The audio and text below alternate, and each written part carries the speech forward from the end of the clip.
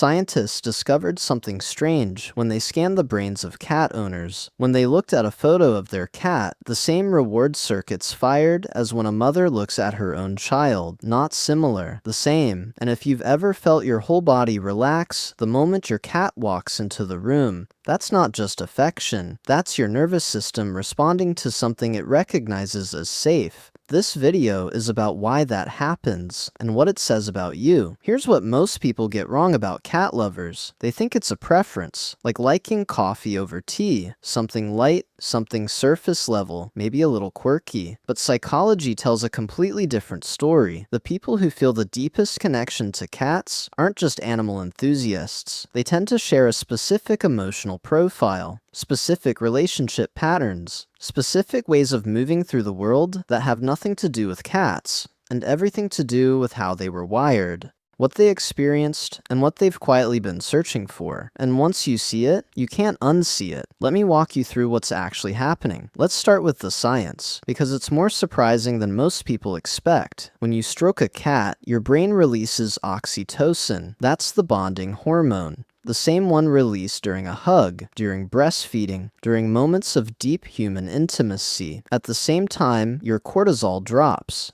Cortisol is your stress hormone, the one that keeps your shoulders tight, your jaw clenched, your thoughts looping. Research from the University of Minnesota found that cat owners had a 40% lower risk of dying from a heart attack compared to people who had never owned a cat. 40% for something most people dismiss as just having a pet. And then there's the purr. A cat's purr vibrates between 25 and 150 hertz. That specific frequency range has been studied for its effects on the human body, and researchers found it may promote bone density, reduce inflammation, and accelerate healing of soft tissue. You are not imagining the calm. Your body is physically responding to an animal that has, over thousands of years of living alongside humans, essentially learned to regulate us. That's not nothing. That's extraordinary. Now here's where it gets personal. Attachment theory, one of the most well-supported frameworks in all of psychology, says that the way we bond with others is shaped early, usually by our first caregivers, and those early patterns follow us everywhere, into friendships, into romantic relationships, into how safe we feel being close to another person. For people with what psychologists call anxious attachment, closeness feels urgent but terrifying. They crave connection and fear losing it at the same time. For people with avoidant attachment, closeness can feel suffocating. They want connection, but pull back when it gets too real. Here's what's fascinating about cats. A cat relationship has genuine warmth, real affection, real bonding, but it doesn't trigger the same threat response that human relationships can. A cat won't abandon you after an argument, won't guilt you for needing space, won't misread your silence as rejection. For a nervous system that has learned to associate closeness with risk, a cat offers something rare: intimacy without the threat. This is why for many people, loving a cat isn't a replacement for human connection. It's actually a doorway back to it, a place where the walls come down, where closeness gets to feel safe, maybe for the first time in a long time. There's a psychological concept called intrinsic motivation, the idea that we find things more meaningful when they happen freely, not out of obligation or pressure.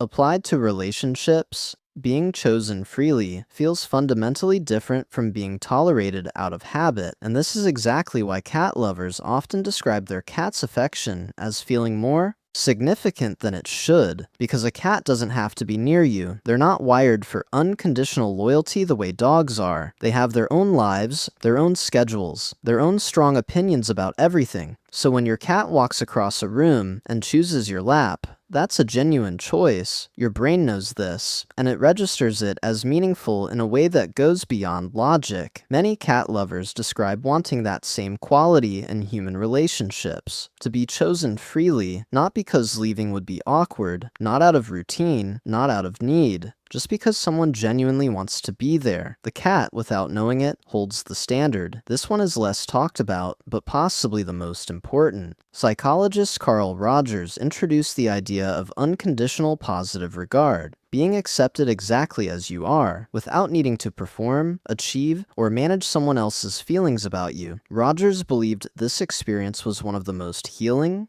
things a human being could receive. Now think about what it's like to be around your cat. Your cat doesn't care if you failed at something today, doesn't care if you're not at your best, doesn't need you to be cheerful or productive or emotionally available. They don't track your mistakes. They don't hold history against you. They just show up or they don't. And either way, there's no weight attached to it. For people who grew up in homes where love felt conditional, where affection had to be earned through behavior, through achievement, through managing a parent's mood, the experience of being near a cat can feel like exhaling for the first time. Not because the cat is doing therapy, but because in that space, you're not managing anyone, you're not performing, you're just there. And that's enough. For some people, that is a genuinely new experience, and it matters more than they can say out loud. Here's where the psychological profile gets really interesting, because the traits that tend to come with deep cat love, they show up everywhere else too.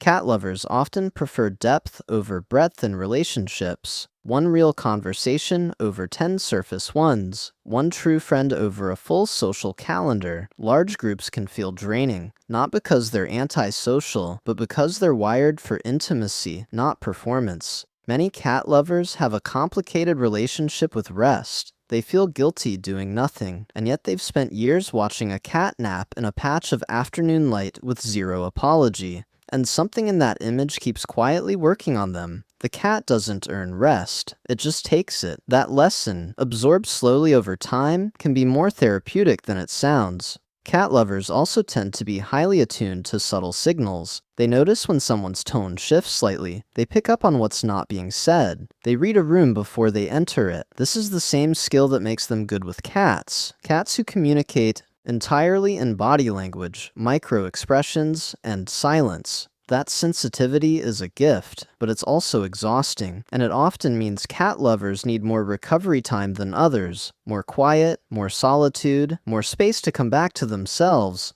And the cat is perfect for that. I want to pause here and say something directly. If you've been called too sensitive, if you've been told you care too much about your cat, if you've ever felt embarrassed by how much their absence hurts, or how much their presence helps, I want you to hear this clearly. None of that is weakness. Sensitivity is not a flaw. It is a form of intelligence. Research consistently shows that highly sensitive people process information more deeply, form stronger empathic bonds, and notice details that others miss entirely. The depth of feeling you bring to your relationship with your cat, that is the same depth you bring to everything that matters to you. You are not loving a cat because you can't manage human connection. You are loving a cat because you know how to love. Fully, attentively, and without pretending. The cat didn't teach you that. It just gave you a place to practice it without fear. So what do you do with all of this? Here are 8 real, small things that can make a genuine difference. 1. Use the cat intentionally. Next time you're overwhelmed, put your phone down before you reach for your cat. Be actually present. Notice their breathing, the warmth of them, the sound. You're not just cuddling. You're actively regulating your nervous system. Treat it like a tool.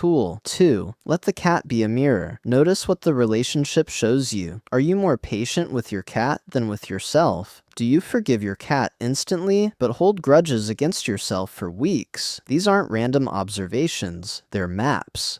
3. Borrow the cat's boundaries. Your cat leaves when they're done. No guilt, no long explanation, no performance of apology. Practice doing that once this week in a human interaction. Just a clean, calm exit. I need some time. That's it. 4. Protect your recovery time. If you're a highly sensitive person, you need genuine downtime. Not scrolling, not background TV, not half resting while staying available. Real quiet. The kind your cat lives in. Build it in deliberately, not as a reward, but as a requirement. 5. Write down what your cat gives you that you struggle to ask for from people. Non-judgmental presence. Comfort on a hard day, quiet company, whatever you write down, those are your actual needs. They are legitimate, and naming them is the first step to being able to receive them from humans, too. 6. Practice chosen presence with one person. Think about how it feels when your cat crosses the room and sits with you.